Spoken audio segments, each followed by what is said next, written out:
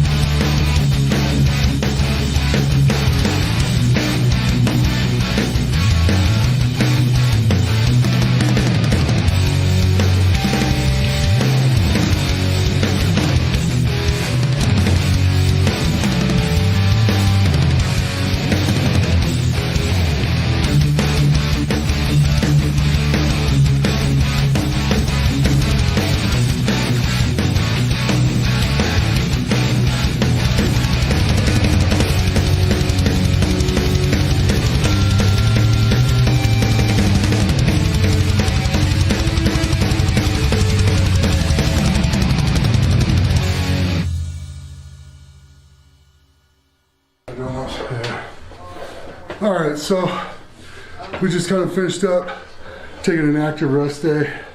We still got some training in, but neither one of us felt great going today. And the biggest part of gaining over time is just not getting hurt. So when you don't feel right and you're warming up, I mean, in some cases you got to push through it, but in most, it's better to just either have an active training day where you train things that don't bother it and just go, or just shut it down for the day. Because man, once you get hurt, you're looking at another 4 to 10 weeks of healing and everything else. And James and I both agreed. And after you get probably 10 solid years of good training, you know when to make that call, when to push through and when to take it. Yeah, and then there's Callie over here who also advised on the same thing today.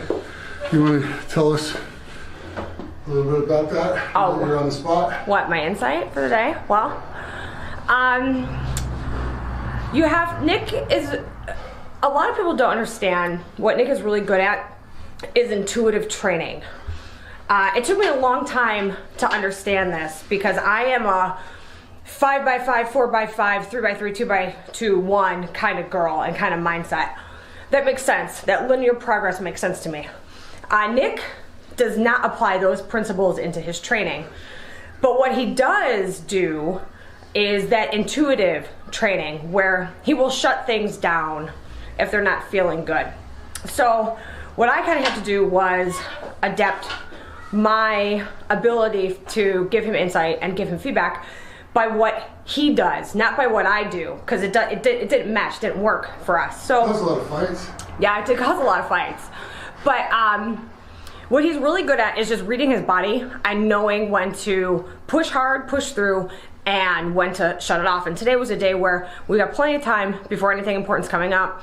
And he could do a nice, good, active recovery day today, get some blood moving, get some things going, rather than grind on it too hard and risk getting hurt and being out. So we just kind of use that principle, and it really seems to work well for him because as his age for a testament, you see he is, you know, the oldest guy out there, and he's still able to do what he does. And he's sexy as hell. I'm lucky. Right? I am lucky. I'm lucky. What I'm really lucky is that Callie has such bad taste in men. Such a pretty woman with bad taste in men. I'm very lucky.